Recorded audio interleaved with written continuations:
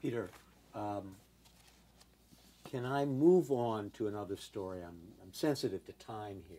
You're the boss, Hey, man, you're the boss. At some point, maybe it was a week and a half into the war, you had an opportunity to interview Saddam Hussein. Could you talk to us about how you were able to get that interview, what you asked Saddam Hussein, and what it felt like sitting across from this man? Interviewing the devil himself. Bernard Shaw had gone to Baghdad early in January, as I said, to interview Saddam Hussein. That interview didn't happen, for who knows why. So 10 days into the war, early afternoon, Sadoun Janabi, the chief censor, approached me and said, Peter, go and get your suit on and get a tie on. An important party wants you to interview him. And I said, it's Saddam. It's Saddam. He said, don't be silly. And I said, well, it has to be a minister of government. He says, go and get dressed. So I went to my room, and when I come back with a shabby jacket, and I didn't go to Baghdad to cover the war in a nice suit. When I got back to the floor, 3 or 4 hair close cropped security man said, come with us. So I went to an empty room on the ground floor. They made me undress. They checked my suit, so they're feeling for, I guess, pins or weapons. They made me bend over and have the very personal check of my body orifices. And then they made me wash, I dressed, and they made me wash my hands. But they didn't give me any mouthwash, so I was thinking I won't have to kiss the guy. I really was thinking that. Whoever it was I was going to interview, but by that time I felt that, only Saddam would require that check. But that hadn't happened when Bernie Shaw had interviewed him in October, or, nothing like that. So, but this was a security environment they had. I go down, and while I'm waiting, the CNN crew arrived, headed by Vito Genovese. They arrived with the uplink from Baghdad. Now, I knew they were on their way, but they come in, and there's about 4 of them, including Nick Robertson and his girlfriend, and they run across the Al-Rashid floor and their arms out, and suddenly there's 4 security guys saying, don't touch him, don't, thinking, don't touch him. He's toxic. Excuse me, laughing. But I wasn't, all I could say was that I've got to interview someone, and the security guy said. So I left with the security people, and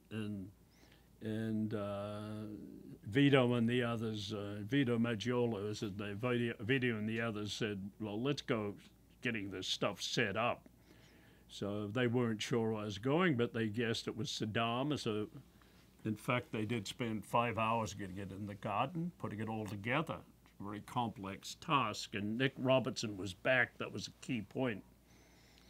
So I get in a big black BMW and sit in the back seat by myself and the driver, and this was a city at night. It was about 7 o'clock, and there were fires burning, and there was sort of bombing and different sort of targets. And we set off against what they called the skyways running around the city that Saddam had built. And I'm thinking, God, I'm sitting in this vehicle, and there's American planes flying above that have the kind of equipment, heat-seeking equipment, to look at moving vehicles and zap them. And they've got every reason in the world to hit me, this vehicle. They don't care who's in it. If it's driving around Baghdad at night, it's enemy. But we quickly move off the skyway into back streets to the north eastern part of the city, and I later learned it was the Cairo suburb, and stop at a middle-class home, one of a dozen in this street that is clearly for middle to high-level officials lived there. And I get out and go inside, and there's 4 or 5 cabinet ministers standing there. One of them was one of the brothers of Saddam and various others, all in military uniform, and they're sort of glaring at me. So for whatever argument took place, clearly they were not in favor. But the information minister was also there. And I walk into the room, and it was about this size, but it was decorated like an interior of the palace.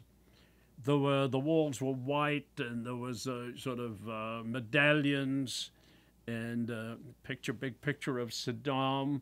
And the furniture was golden furniture and a central golden table. And there was one seat for Saddam, one for me, and one for the interpreter. The interpreter was there. Very genial guy who I got to know very well later in the war. And I'm waiting. We're all waiting. And the military people don't want to talk to me. So I'm standing there. But I was, happy as hell, because clearly it was the man himself.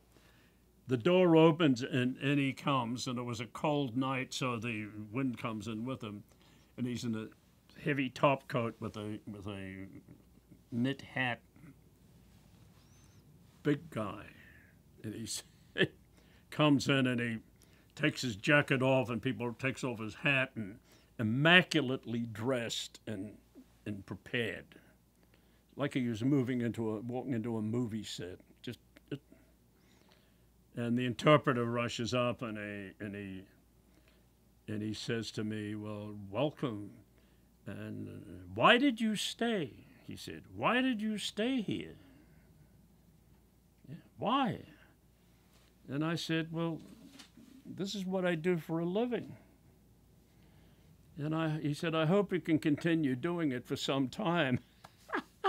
Sort of trying to be funny. So then he goes into a back room. By now, he doesn't even greet the cabinet, but the cabinet's already looking at him because he's in a perfectly tailored suit with a floral tie and looking like Mr. Diplomat. And they're all dressed in military fatigues. See, so my thinking was now, he's been seen around. Nick Robertson saw him early in the war, and he was in a military uniform, and people have seen him elsewhere. They say in his uniform, suddenly he's appearing as a primo diplomat. And I figured, there's a message in this. And 20 minutes later, he comes out, and he again shakes my hand and says, "Do you have questions prepared that I can look at?" And I said, "No, I don't have anything like that." I said, "But I want to ask you the questions that the world wants answers to." And he looked at me, and then he said, "Okay," sort of nodded. So we then sat down. Now, there were 3 cameras from Iraqi television assembled there. So one on him, one on me, and one on the 3 of us. So that very photograph well known as the 3 of us sitting there. It looks like we're in the palace, but we're in the outskirts of town in a simple house.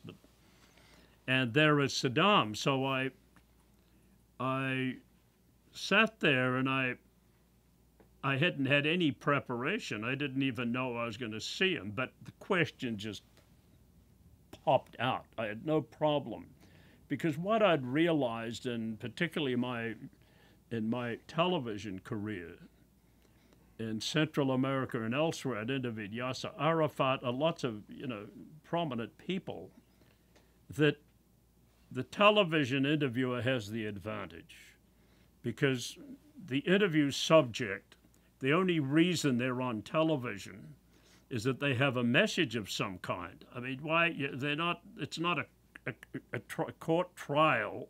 In a sense, it could be, but they're only meeting you because they've got something to say that they want to say to be heard by the outside world. And in his case, he was well aware that CNN had a reach internationally. So, but he was in a position where he had to look good. He had to be coherent. He had to make his points clearly. And I could mumble and stumble around anything I liked, because I was in the catbird seat And his mission was to get his message, whatever it was, across. And he was right about that because CNN ran the whole interview several times, and it was used constantly and went around the world. How long was the interview, and what was his message? The interview lasted about an hour and 20 minutes, but don't forget there was translation. So it's probably 45, 50 minutes interview. And I was fully aware that I had to be able to appear when the interview was finally played, that I had my act together, that I was being the observer who was looking for the truth and what was happening in the country, to get the honest, to try to bring out the honesty in this man, that I didn't have any bias for him or against him.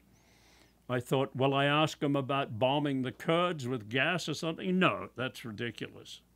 I'll stick to purely, and I thought about things like that. I said, well, people are going to say, why didn't he ask him about, shooting his political opponents and when he took power in 1979? That was meaningless in the sense, but all this was going through my mind. So I sat down, and the first question was, and I decided I'm not going to give him any title. I'm not going to say Mr. President. I'm not going to say Your Excellency. I'm just going to say the first question, we're here tonight and your city is in ruins. Do you regret not negotiating a withdrawal from Kuwait of your forces, and by doing that, avoiding this tremendous punishment that your country has taken? Pretty good question. So that's interpreted, and he's looking at me, and I guess no one's ever said that to him. No one would ever challenge his decisions. He said, Willie, well, the Quran tells us that we have to defend against those who endeavor to destroy us. And I look at this American war as it's not about the issue of Kuwait, because we own Kuwait. Historically, it's ours. I simply went there because we had the right to take it. They're stealing my oil with underground drilling. So I have no regrets. And the Quran teaches that you must act irrespective of loss, because it's the honorable thing sort of to do. That's basically what he said. Now, unbeknownst to me, the interpreter in translating said, Your Excellency, you great president of Iraq, what about this? And he translated the question accurately, but Your Excellency, great president of Iraq. And when it was played in the Arab world, there were critics saying, what's wrong with this? The Arab who didn't understand the English version said, what's wrong with this guy, giving him all that credit and esteem? But that was the first question. Then I hit right in and I said, you complained 2 days ago in statements that you complained that there were American violations of human rights in the civilian casualties that have been inflicted in this bombing. And I said, but on the other hand, you have American and Allied prisoners, pilots had parachuted safely from their planes, and you have announced, or your government has announced, that they're going to be put in the remaining critical buildings that could be potential targets to protect them. And I said, aren't you just bartering your own safety with the lives of these captives? And he said, before the war, I had 3,500 hostages here, because he had all the hotels here, he refused anyone to leave, and all these business people were here, and visitors, all these foreigners. 3,500. And I was told that if I let them free, that it would never turn into a conflict like this. I let them all go. So I'm saying to you tonight that that was a big mistake. If I'd kept those people in those hotels, you wouldn't have had any bombing. Pretty good answer. So then I asked him, I said, well, your missiles are attacking Israel, and you have missiles being fired at American positions in Saudi Arabia. And there's real concern that there's belief that you have weapons of mass destruction, particularly chemical and biological, and that at some point you will arm your missiles, particularly against Israel, with these weapons of mass destruction. And he says, I'm not planning to do anything like that. But if pushed to the wall, I will take every extreme measure necessary to save the honor of our country. And that was a good answer, because I don't intend to do it. He said it, and you never did do it. Then I went on, the interview went on, but I'm trying to think of some other, I think they were the main points that I said, but he did, at some point I said, well, what about, well, world opinion, you're meeting with me here, and your words are going to the world. What message do you have, not for me, but for the people of the world who are seeing this report? He says, I appeal to the peace-loving people of the world to rise up and oppose the punishment America's inflicting on my country. Rise up and bring an end to this that's going on. That's the people I appeal to. And with that comment, of course, he was looking clearly. He wasn't saying, I will, it wasn't, you know, earlier he'd said, this is the battle of, the mother of all battles. He didn't bring that up. He didn't say he would take military retaliation if any trip. No, all that belligerent talk disappeared. What he was saying, look, I'm willing to settle for this. I'll make a deal with someone.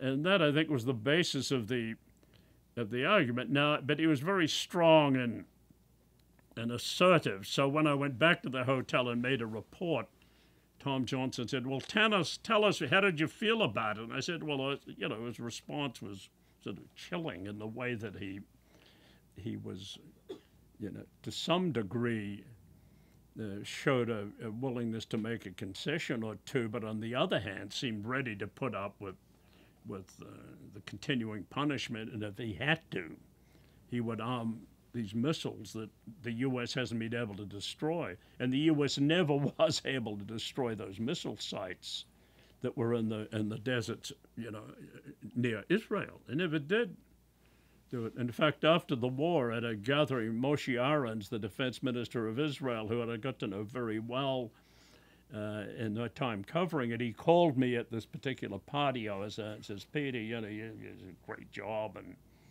he said, you know something? He said, the U.S. never did knock out those damn missiles in the desert. We know exactly where they are. We could have done it in half an hour. What's wrong with the U.S. Air Force? We told them when he was ranting.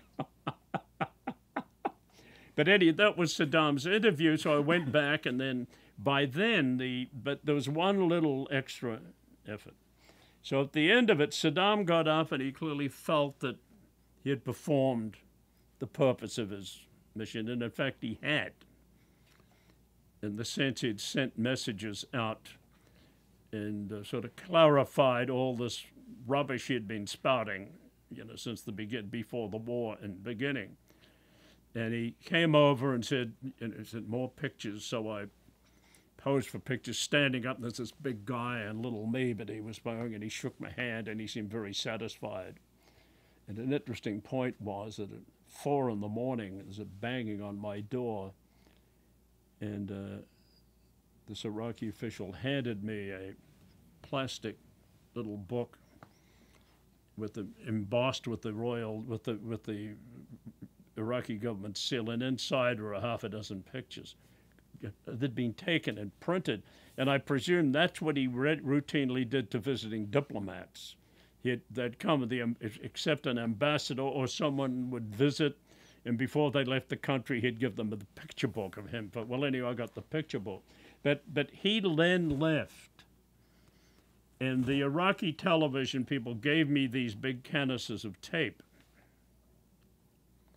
And as I was holding them, the information minister came over and he says, "We take these because we have to look through this to make sure that there's information there that the president inadvertently revealed to you."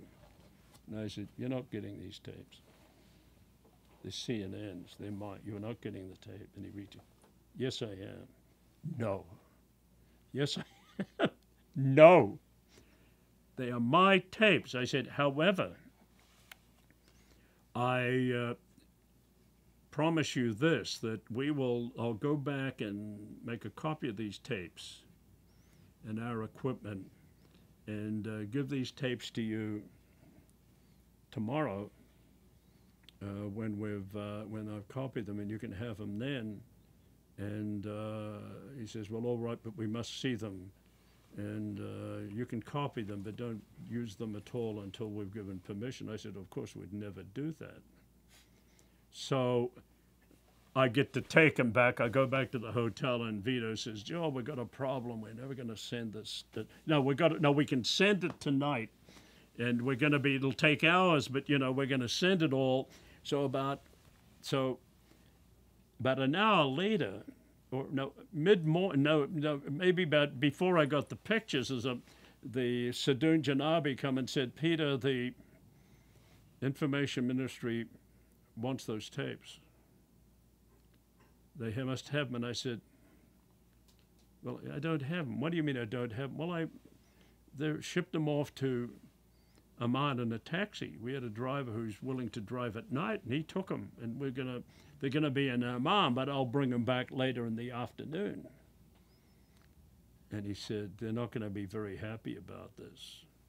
So he went back and told them. In the meantime, we sent it all, and then later that day, I give them to Sadoun and say, "They can have the tapes back now because they just arrived back from Amman." But it was already aware that CNN was playing the whole stuff, that I outmaneuvered the bastards, because they would have taken those tapes and like 3 days later given me sort of 1/3 of what Saddam had said. And Saddam wouldn't have known any different, because does he watch CNN? I don't think he watches CNN. He doesn't know what's being said on CNN. Don't think he has any idea about it. Peter, let's talk about another famous interview. You were the first Western journalist to interview Osama bin Laden. Can you talk about how that interview came to pass, how you were able to connect with him? And let me mention the name Peter Bergen.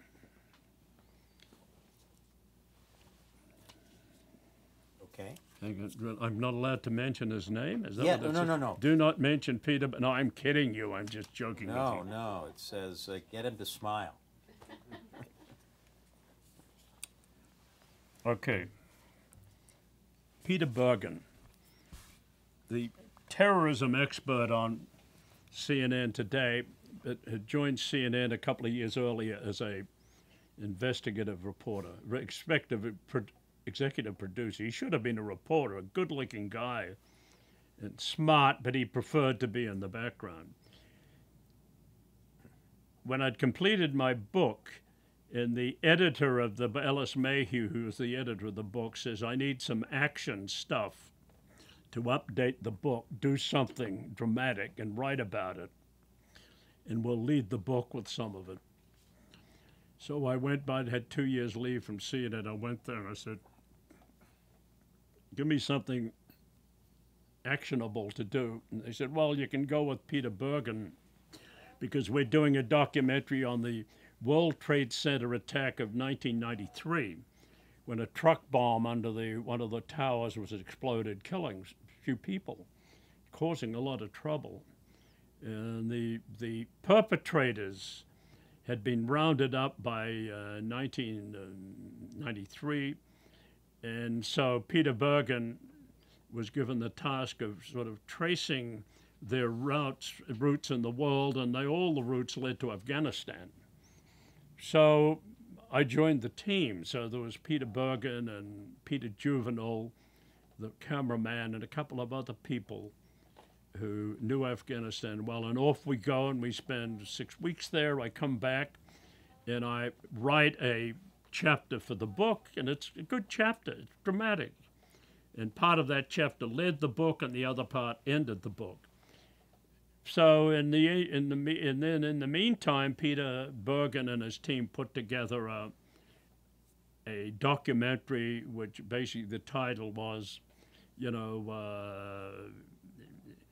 Terrorism Country Number One, or words to that effect. And in that, it was a dramatic visit, because we interviewed all the leading players, the Islamic fundamentalists, the Kurdish leaders, what fantastic journey, and it was dangerous as hell. But Bergen had all these wonderful connections. So when we went driving, but there was one guy that wasn't there and was never mentioned in the story. It was Osama bin Laden. The reason was that at that point he was in North Africa, and sort of hiding out, and the U.S. had been concerned about him and had not publicly talked much about him, but were zeroing in to some degree on he and his money, because bin Laden was one of the many children of a very wealthy entrepreneur in Saudi Arabia. He'd been, unlike his siblings, he was educated in Saudi Arabia at very conservative, conservative teachers, and but he was rich, according to the CIA and FBI that had talked to Peter Herford about him, but they weren't prepared to go public with much about him until until Bergen was about to, we were about to head over there, and the story was leaked to the Washington Post that the primo terrorist in the world was Osama bin Laden. There was not a lot of information about him, but they were saying that the CIA, the FBI, military are looking at this guy, trying to track his money and to find out where he is. At that point, he had gone to Afghanistan, and the Taliban had taken over early the previous year. The Taliban were these very extremist former students, refugees who are had been during the earlier Russian war, had fled to Pakistan, and they'd been under the tutelage of extremist Islamic leaders, and they formed basically a citizens' army and wiped out most of the disorganized, militia forces that were causing a civil war in Afghanistan. So in that environment, Saddam was welcome, and he had the money to throw around, and his philosophy, very much anti-America, anti-Western cultural influences. I mean, his insistence on a return to an earlier version of Iran, his willingness to take violent action against what they saw critics and those opposed to Islam fitted right in with their philosophy. So he was in Afghanistan, and that's where it was named as being. And that set off a fever for every news organization in the West to try and interview him, because he was the biggest get of that period. You know what I mean, the biggest get? Yes. You mean get someone. That's television slang. Print people don't talk about getting a get, but television people do for some reason. So how did you get in there? So Peter Bergen, through his sources in London media, learned that that a group of a group of Saudi opponents of the royal routine, the royal regime there, had been given opportunities to function in London and to function as basically charity organizations, assisting other opponents of the government in Saudi Arabia and elsewhere. Actually, they were agents for Saddam, and they had helped British reporters to get access to Saddam, and some French reporters. No television, but several had been to see him and had interviewed him.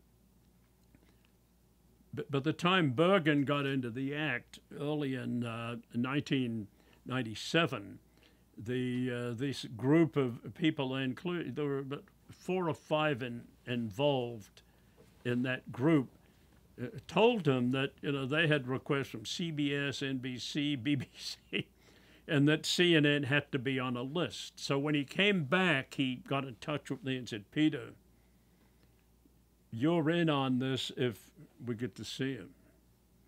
But you'll be our whole card because they all know of you. And they all know CNN. They all know of you. So the combination of CNN and you, the man who has interviewed Saddam Hussein and the man who was believed to be an Arab lover by so many Arab people. It's funny, the people I do stories about think I love them. Well, some of them I do, particularly some of the movie stars and more attractive female politicians, but that's a joke, a little joke. So we waited, and the fix was in. He went back to London and told them about my willingness to proceed, came back, and then I was in the Washington bureau, and he came in one day and says, "We're it. We're it. We're the ones who are going to see the guy. But they want the questions in advance, and there are conditions." So we said, we have to go to London in a week. And he briefed me on the different Alawi and others that were involved in living in a suburb, a London suburb near Kensington. He said, we're going to go and spend a day or two with them for the fun. We have to convince them of our honorable intentions. And if we get the go-ahead, we got to be prepared to go in. Now, they're willing to send 3 people, and they'll insist we have 2 guides. And the 3 people are this Peter Juvenal, a British wonderful man who spent the best-known cameraman of the earlier war between the Soviets and Russia. He was in there 50 times, took incredible risks. But he was living in Baghdad and living in Afghanistan, in Kabul, and he had been in our first trip, so he had signed on to this. So we flew to London and met with these people, and this is a meeting that Bergen never mentioned in any of his books, because it did incriminate these people in the sense of linking them directly to Saddam. So we went there and spent an afternoon and went back the next day. And they're all bearded, and they lived in 2 or 3 houses adjoining each other in a regular little community. Now, there were quite a few foreigners living there, but there were Britishers and others, and it was the most innocent-looking area, the gardens in the front. So you'd go in, and then they'd have the propaganda leaflets, but then the serious talks in the back rooms, and they'd say, okay, you guys, this is a very sensitive man. We want his message out, but you have to understand that you're all foreigners, and he doesn't trust any of you. We don't trust any of you. So we're all along the way we'll be trying to watch you and see what your intentions really are. They were laid it on us. And we'll have these two guides. And I was thinking, this is great because, we can outmaneuver any of these people. We can. I didn't feel we'd have any problem convincing them of our honesty, because I'm as dishonest as they come when it comes to getting a story, so I can be a very dishonest, honest guy. But no, I'm sort of bragging, but I figured we're in, because if that's what they're looking for, we can offer that. We would CNN and facts, international coverage, and we prepared a list of 32 questions, which we sat down for a couple of days, and the three of us, and wrote these questions that we wanted, all about significant questions. And we were told, well, he'll select questions to answer, but no follow-up questions. And we'd realized that Peter had talked to British journalists, and Saddam didn't allow conversations, didn't know, no follow-ups in official meeting. So we were in. So they were told us, 3 days from then, we should get on a particular fly to Islamabad. And either on that flight or at another flight, there'd be two aides whom we met there. One of them turned out to be one of Al Qaeda's training camp commandants, a husky guy with red hair, and Ali. They were all called Ali, but he was one of them, and another one who was sort of more organizer of general logistics. And off we fly to Islamabad. We get off the plane and go to a hotel, and they arrive there. So we meet, and they say they've arranged for us to rent a car 2 days hence. So we took the opportunity to visit a few mosques and go around. Then we're in this vehicle, and off we go to Peshawar, which is the border city, and spend a couple of days there while they say, look, we've got to make contacts, we've got to get you through the border, it's troublesome, it's a guarded border, you don't have visas, but we'll try to do our best. And I thought, some things, we can't organize in advance. We're suddenly reliant totally on these guys. So 2 or 3 days later, they come and say, we leave in the morning. And we had sort of a van with our equipment, and off we go, and winding over the Khyber Pass. Fantastic. Have you been in Afghanistan? Fantastic drive. And we get to the border point, was it Tokrat, that name? And the Pakistanis clear us through. They don't ask many questions, but not many foreigners were going to Afghanistan. There was a big sign, no foreigners allowed in English at the border. No foreigners allowed in faded red letters. So we get to the Afghan side, right through. So the security people are just indifferent. That got the word, right? Right through. And we go to Jalalabad, to the government hotel there, the only hotel really that foreigners go to, and get rooms. And these two guides say, well, you got to wait now, we've got to make contact, and now this is going to take time.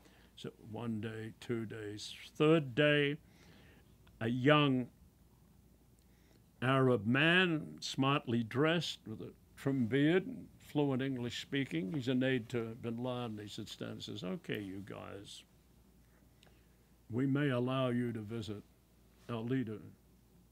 I want to talk to you about your intentions. Why are you here? We've got your list of questions. He'll answer maybe 2/3 of them. No follow-up. But I assure you won't be able to take anything with you. And he finally agreed to allow us to take lights. He said, but we have the video equipment. And I'm thinking, oh, God, it's going to be a mess. We'll take some pictures. Oh, and I thought, but what do? We're at their mercy. We had all this great equipment. But he said, I'll have to let you know, but I think CNN's a great organization. We're the ones we decided upon, and we're happy you're here, but you have to just wait. So we waited 3 more days until he returns. Says, well, we're going out of town now. We're going to have cover the windows, and we'll give you glasses that, sort of sent blindfolds, but they're not really, but we require to do it. So we get in this van, drive through the tunnel that leads to Kabul, and stop at a side road that you could see led up a mountain. And there was another vehicle, a all-terrain vehicle there, and we got out of our car, and then a militia came out and searched us and questioned us about who we were, what we were, and this guy's responding. These guys had guns, and they patted our pockets. We had a look at the back and vehicle and said, okay. So by now it was getting dark, and we start going up this rocky road, just terrible, and the vehicle's climbing it. Later, bin Laden told me that he was very proud of it because he had built that road with his own heavy equipment that he shipped in from his father's construction company during the Russian War. So, anyway, this road, so we keep going, and 20 minutes in, we're stopped again. And the 20 men come out with weapons and demanding we get out of the vehicle, and they're talking to the guide, but they're looking at us, patting us down, and the guide says, well, they're concerned that you may have tracking equipment somewhere. I said, what do you mean tracking equipment? Well, we knew what it was. It was sort of button-like objects that could be focused on by any aircraft and could pinpoint the location of the person who's wearing it. And my thought was, at one point, I hope my stomach doesn't start to rumble because they may think I've swallowed one of these things. I'm joking, but I thought it. How do you explain that you don't have tracking equipment that they couldn't have? But anyway, they said, if you have it and we find it, we will kill you. That's what they told us. Check with Peter Bergen. If you have it and we find it, we kill you. So we went to one more checkpoint, and then by 9:30 in the evening, we get to a little sort of clearing in the road, and there was a couple of huts, like shepherds' huts, and there was a lot of soldiers there, and there was moonlight, a lot of soldiers hanging out. We get out, and they lead us to this little hut with a tattered carpet on the floor, no seats, and so sit there and wait, and this young man set up video equipment, and we had allowed us to take lights, thank God, so we had well lit. We had a little generator because there was no electricity up there. It was well lit, and they had this camera, and we're sitting there and waiting. What are we going to see? And then bin Laden comes in. And I was struck by his height, because not only is he tall, but he had this hat. So it was about 7 foot up from toe to top. But in fact, they said he's about 6'3" or 6'4". And he had a military jacket on. And he was carrying an AK-47 in his hand. And he was a fearsome-looking character. And he looked at us. And I went to get up. He says, oh, no. Gestured to us to sit down. And he went and squatted by the wall and sort of indicated, and it started. So they'd sent back the questions and ruled out the ones that he didn't want to answer. So I started asking one question after the other. And there was the young man was with us. Zaid was translating it to some degree, but it was just an offhand translation. So I didn't really know what he was saying, but it didn't matter because he didn't allow follow-up questions, unlike Saddam, who allowed me to follow up, which I did in the Saddam interview.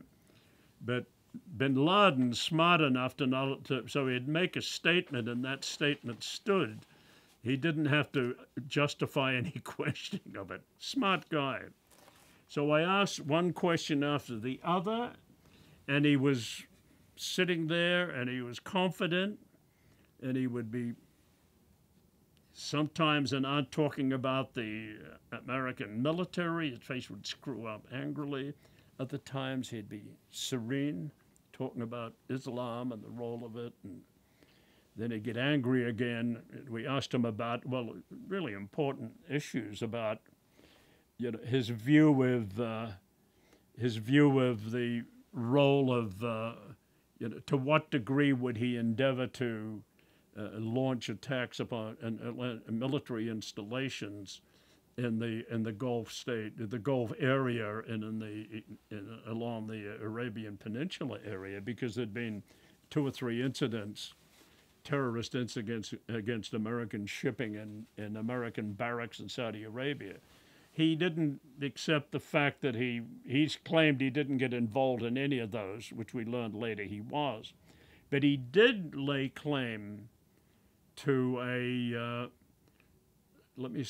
terrorism attack, maybe one in Africa that had happened, or I'll have to check what. But he did say that we are in a position to do it, and when we pick our targets carefully. Then we had several questions about targeting, and when we asked him about what about American military targets, he says they are open to attack any time. They are enemies of the people. We reserve the right to attack them at any point in time, and we will attack them at any point in time. And so then another question as well, what about the American civilians who are living there amongst their soldiers? And they said, well, the American civilians come to our countries, and with their soldiers who are attempting to, you know, destroy our traditions, and their sacrifice may be necessary. And then the other question, well, what about Americans in the United States? Would you ever think of attacking them? And he says, the American people, they voted in this government that is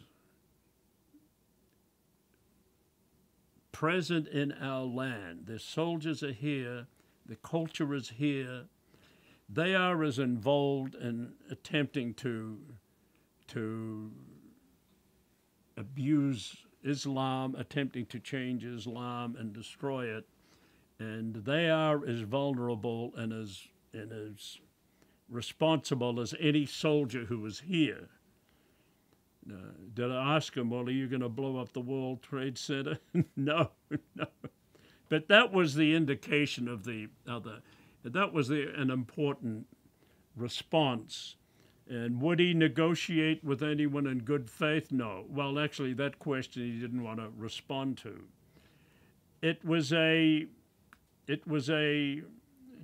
pretty good interview. Now, it was an important interview, and they expected that they would see it in CNN in about a week's time. It took about 4 months, and only a small portion ever appeared on CNN. Because like so many other documentaries, what you do, you interview people and you just use the quotes that you want to use. He was not happy with that. We later read that he was complaining he communicated with his followers in the Arab world and the Arab communities in Europe with videotapes and audio tapes. So he was complaining that he kept waiting to see this great interview he'd given with CNN. What happened to the original interview what tapes? happened was that we got back, and Bergen's idea was to include that they would discuss it. It's about bin Laden, but sort of talk about being such a dangerous guy, and you'd have a quote, this is why this guy's dangerous. And then you'd have stuff about what he may have done, and then you'd have another quote about this. But, maybe 6 or 7 quotes. but just part of it. And then the other thing was it comes months later.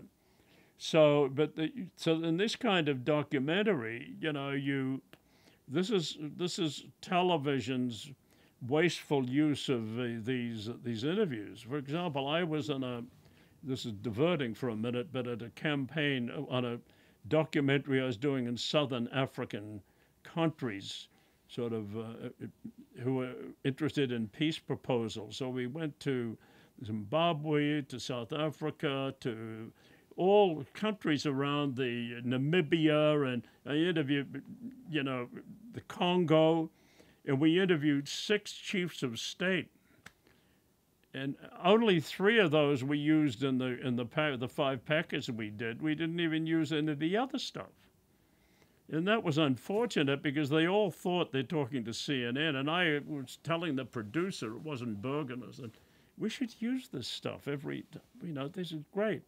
Well, no, we must preserve it for the documentary. But that's just between you and I and Peter, the audience who will view this. So anyway, but that was but the thing was, we did interview him. It was eventually shown on CNN, and it portrayed him as a major danger to the U.S., and it was picked up. It didn't make any sensational reaction, but in no way would it succeeded in being sensational because the public profile of bin Laden remained very low. This became more important after 9/11, where people were rushing to get a transcript of the interview. But the FBI knew about it, the CIA knew about it, they'd seen the the videotape, so the U.S. government knew about it, so he got his message through that way.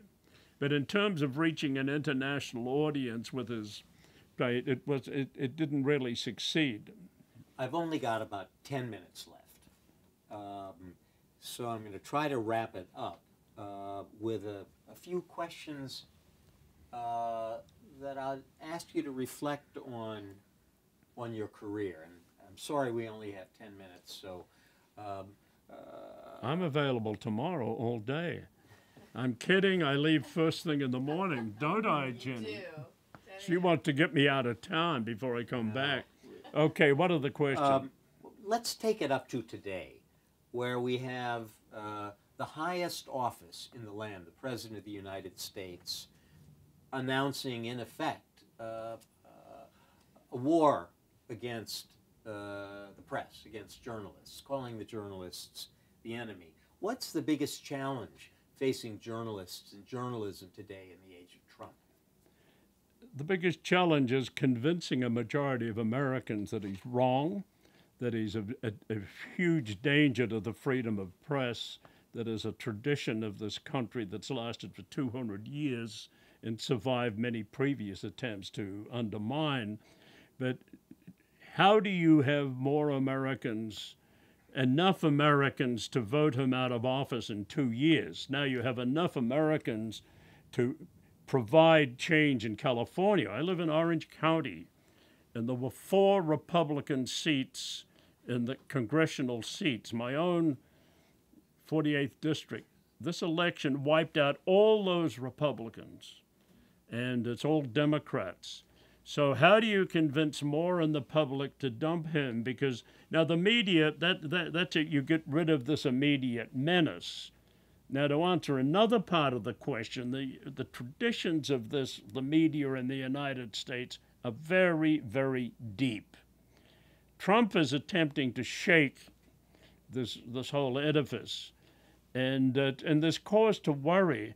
But the quality of reporting that is been from the beginning of his presidency to this day, the quality of criticism in the media has been, I think, very, very effective in challenging his authority and challenging his message. More of this needs to be done to convince, as I said, enough Americans that this is rubbish and that we can go on to a more realistic era. But it's a tough time for journalism. It's a uniquely difficult time for journalism, and it's really a strong, resilient journalism and journalist institutions working together are needed to overcome this threat. Peter, as a young journalist starting out on your career, what do you recall as the best advice you were given as a young man? If you hear a shot being fired, don't look up to see who fired it. There is no one piece of advice that you can give any young journalist who aspires to the job. But what I would say to any journalist, to any young man or woman who want to be journalists, I say that it won't work for you unless you have a deep belief in that, and belief in journalism's role in our democracy. And whether your democracies in the United States, New Zealand, Britain, or the Western world, if you don't have that belief that what your work is so important that you'll risk it all to get the story, and either in Vietnam or Afghanistan or in Washington, D.C., you have to be, and if anything less than that, you'll be a routine reporter. But you have to, if you want to be the best, it's easy to be a routine reporter. You can do the job. You could train anyone with a university or with a high school education to be a reporter, like a stenographer. To be a good reporter and a successful reporter, your heart has to be in it, and it's not easy to determine if you have those qualities. My own career testifies to the importance of those qualities. I come from a little town in New Zealand and have attained recognition in the most competitive journalism in the world. How? Because those who were hiring me and sort of recognized in me, thank goodness, qualities that they felt were important to the survival of the traditions that were established by the Magna Carta in Britain, several centuries ago, and by America's Constitution and traditions in this country. Well, how does that message of reporting the truth resonate to, for example, students you taught in China? You had a number of years where you were teaching journalism students in China, where there is not a free press. How do they understand that message? That wasn't difficult at all, because I would preface my remarks by saying, and I made many, many lectures over those 7 years, I'd say, in China, you do not have traditions existing that existed in my world and my country. However, successive Chinese leaders have promised that in the future there will be greater democracy, because at that point in time, Xi Jinping, the president of China at that point, thinking of his name, was promising that along in the distant future there'd be democracy. I would say, you don't have it yet, but when you get it, this is how you're going to handle it. And then I'd talk about my own struggle with the government and so forth. But I'd say, this is in the future for you. Now, while at this point, use journalism to your advantage, because it's a great profession to get to know people. Even in China, you're highly respected. You get to interview important folks. Now, you don't get to break huge investigative stories, but you're going to meet the kind of people, and you're going to expand your horizons that you can make a career out of this. Because I knew that in China, at that point, at age 30, unless you're a party member, you would not be promoted in any media organization. But at age 30 in modern China, if you have language proficiency, if you have writing proficiency, and if you've got technical proficiency, you can go to the moon, because all these organizations, businesses there need young people. Peter, looking back over your long career in journalism, what would you say is your proudest achievement? The proudest achievement that my proudest achievement was, well, there's several things. First of all, sheer survival. I've covered stories where my colleagues have died, not just in Vietnam, but in Central America and the Middle East. So, point achievement, I've survived. Now, how have I survived? It's luck and planning, and not just surviving, I've been able to function in these situations. Secondly, I can handle failure in return. Now, I had 50 years as a journalist, and then there was the Tailwind story on CNN that was reprimanded. That was the end of my CNN career. And then I was in Baghdad and working with NBC, and the rise of a conservative, and Fox News and conservatives sort of blew me off NBC. But I survived. Now, just to mention that incident, that when I left CNN, I was immediately hired by the Daily Mirror with a headline on top of the page one, fired by the United States, fired by the Americans for telling the truth, hired by the Daily Mirror to keep on telling it. The day after that, 4 national television organizations, the Saudi Arabian, the Belgian, the Greek, and the Taiwanese, hired me to do commentary and coverage every day for 6 months. In terms of income, I got more in that period than ever in my life. So what it represented to me, while the support with the United States may be wavering in Peter Arnett, and also in maybe the freedom of press in a media that is challenging authority, internationally, I was then a welcoming figure, and to this day, I go to China or Europe, and recently Stern Magazine did a whole page on my coverage of the Gulf War. And so I feel that I can take failure and come back from it. But others may say, well, it wasn't failure, you were just mishandled. Any regrets? No professional regrets. Personally, I probably could have been a better husband. But you can't be a good husband and be a good journalist, be a good foreign correspondent at the same time. And I don't know of anyone in my profession who survived the first marriage. I mean it. Everyone. Why? It's Malcolm Brown. Because you're never at home. The nature of the business, any family plans are often thrown aside because you're not there.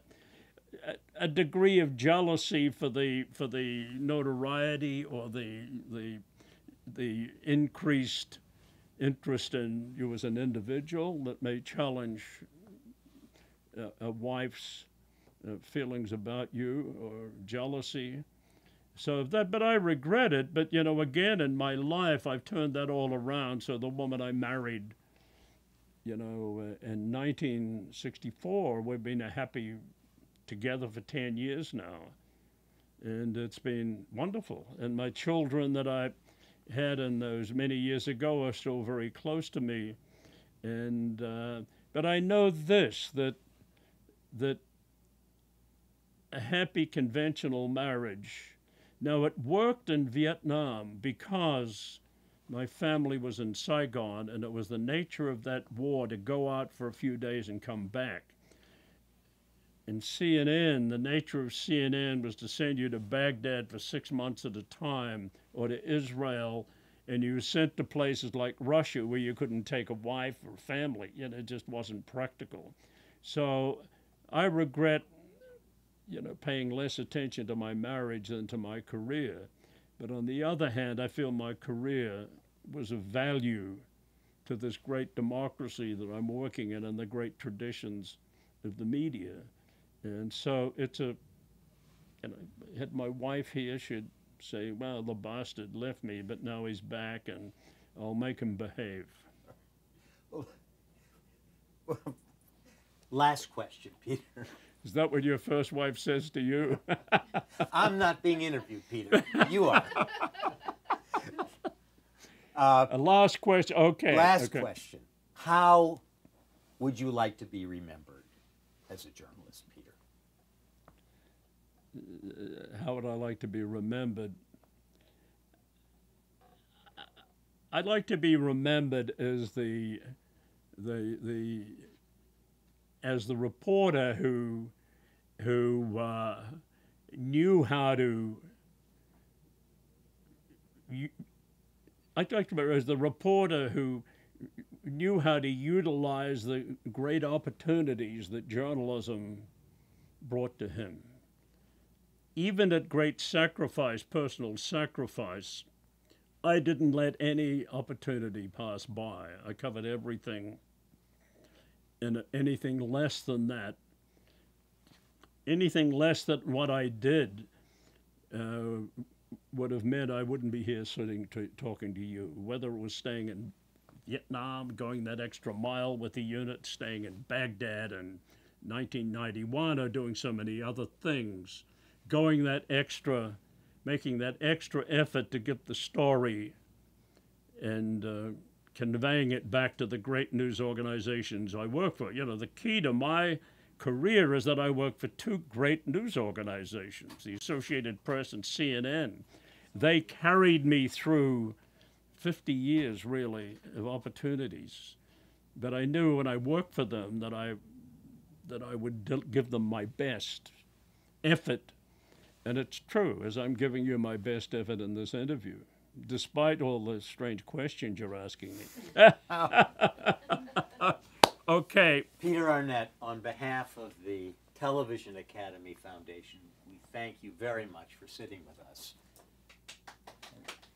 Thank you so much, Peter. Well, I want to thank Jenny and you for having me here, and it's been, as I said at the beginning, a privilege, and you know, to be in such company as people that I know and adore, Walter Cronkite and Dan Rather, and I've had the opportunity to meet really the great television personalities and news of my generation. That's been a thrill.